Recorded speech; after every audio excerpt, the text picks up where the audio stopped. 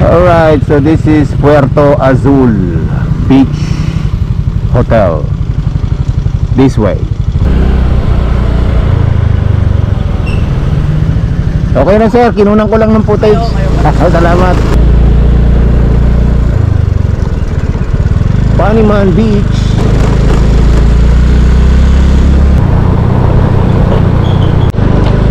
Ito na tayo, malapit na tayo. Natatanaw ko na yung dagat.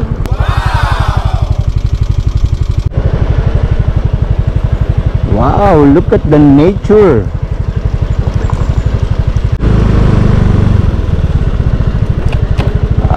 Palagay ko ito na yata yung pinakang beach resort.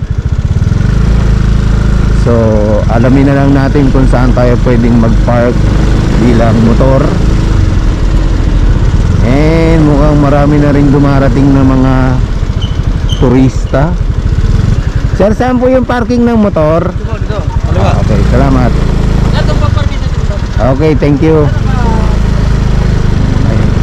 Alright, so nandito na nga tayo sa may Paniman Beach entrance. So as a startup, magbabayad ka muna ng ecological fee or environmental fee.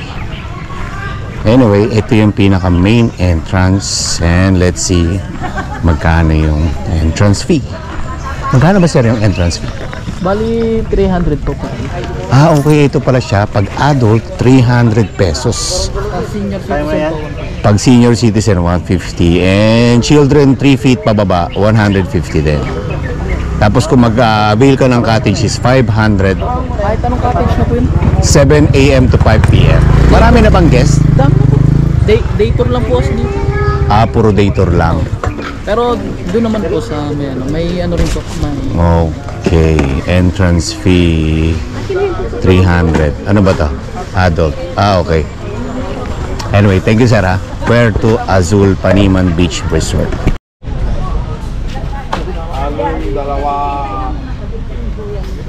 Alright, so welcome to Paniman Beach.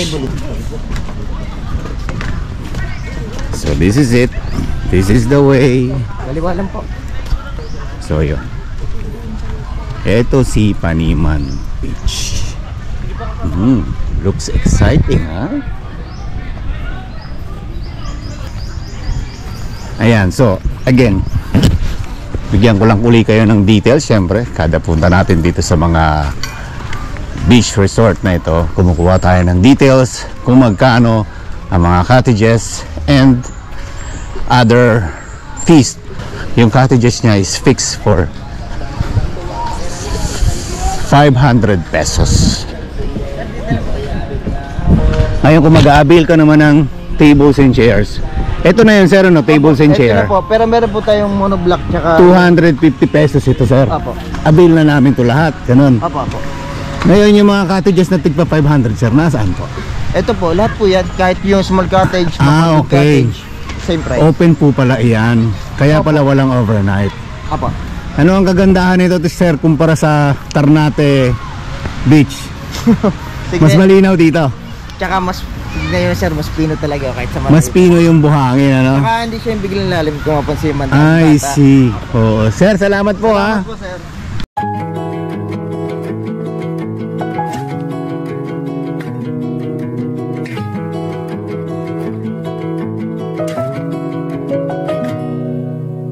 So subukan natin maglakad sa kapaligiran itong beach resort na to. And I can say na 500, ito siya. Good for 10 packs to. And again, hindi sila tumatanggap dito ng overnight kasi open cottages lang siya. So day tour lang siya lahat from 7 a.m. to 5 p.m. And syempre maganda yung place, no? Malinis. And syempre ihaw-ihaw, ganon. So yun, mukhang hanggang dito lang yung nasasakupan ng cottages na to.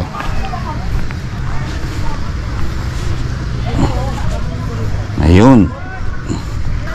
And syempre kung small group lang kayo, it's either mag-avail na lang kayo ng tinatawag na tables and chair for only 250 pesos. Yan.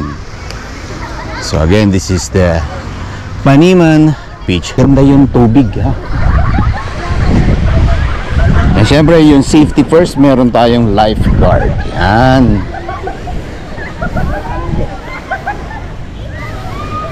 Sir, good morning. So kayo yung lifeguard, sir? Ah, hindi ba? Bisita lang rin. Ang ala ko pa naman lifeguard na si sir. So, taga saan po kayo, sir? Manila. Ah, sa Maynila pa kayo galing yan. Okay.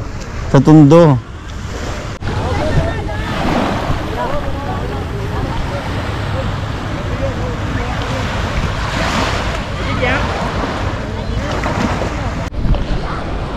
So yun, ano, maraming nagdarating ang mga guests and local tourists.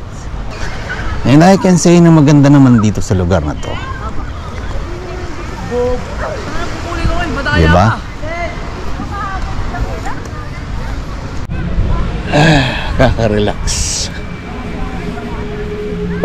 Ganun talaga ang buhay vlogger. Pasyal-pasyal din. May time.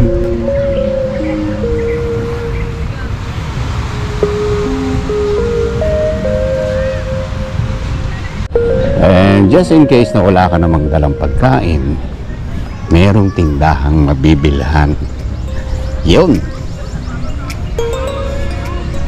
Pero syempre the best dito, darating ka dito, pupunta ka dito, mayroon ka talagang bitbit na pagkain. Alam mo na, Filipino tradition, dapat talaga may dala kang pagkain. Di ba? So eto yung kanilang pinaka tindahan. Ayun. Malupit to, may setup pa ng TV, oh.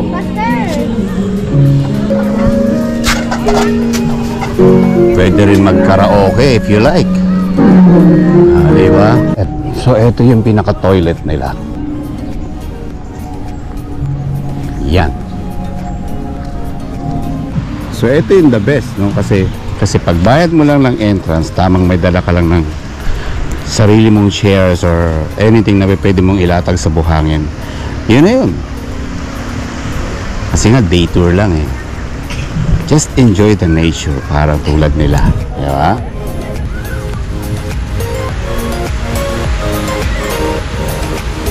Gulat kayo, no? Ako rin nagulat eh. Sir, paano yun? Halimbawa may dala kaming rice cooker. Magkano magpaano sa inyo? Ano ba? Magpaluto? Oo. 50 po, sir. Ah, 50. Okay. Ganun para. Ganun din kung mayroon kaming tubig papainit, ganun. Okay. 50 din. Isang puno, isang buo. Pag mga cellphone naman, sir, 20. Pag cellphone charge, 20. Alright. Kasi sino yung nag-charge, siya lang po yung kukuha. Ah, okay. Wow, may palit yun si Mayor.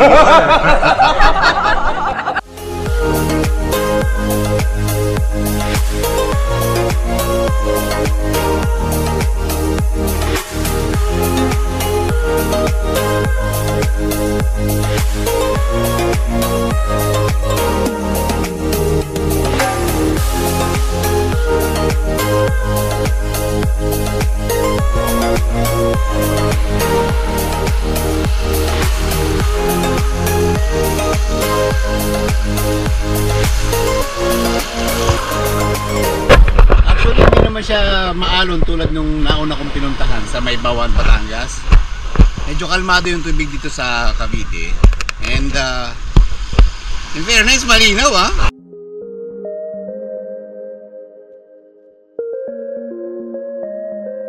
Hey guys, nakakuha ko na nga yung, we can say 70% of the information ng lugar na ito. Pero meron pa tayong idadagdag na 30% information. At syempre kasama natin si Kuya Eric. Yan. Hello po. So yun, sabi ni Kuya, pag gusto niyo magpa-reserve dito is, ano nga ba, ikaw na nga magsabi Kuya?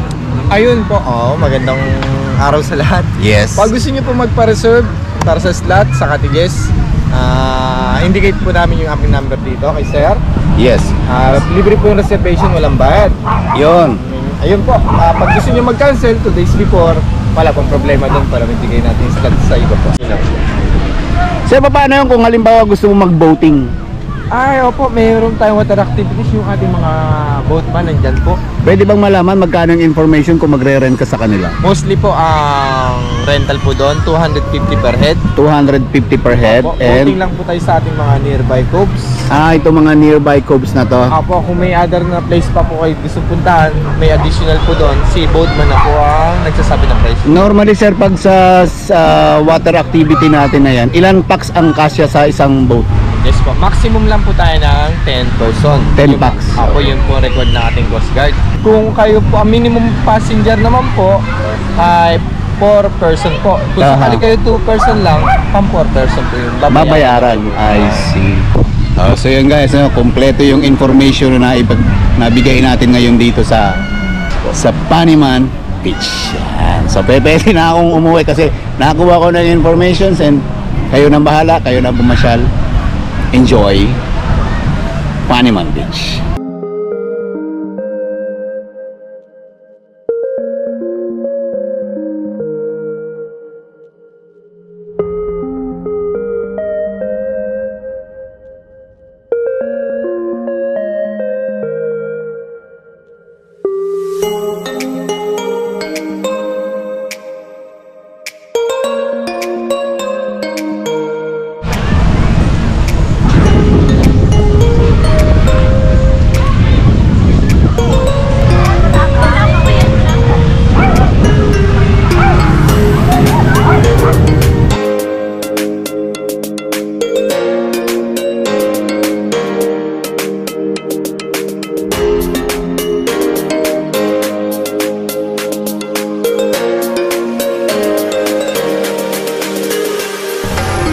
So yun guys, no? So nakakuha ko na yung full information about this beach sa Paniman Beach Resort. Dito yan sa may Cavite.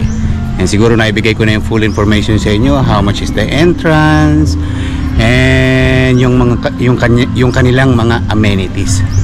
So yun, nagpunta lang ako rito for vlog purposes. Isa lang napansin ko, yung CR nila, yung tubig nila, tubig alat din. So yun guys, no, hindi ko na masyadong papahabayan uli ang vlog na ito. See you again to my next vlog. This is Stephen the Great. Bye and God bless.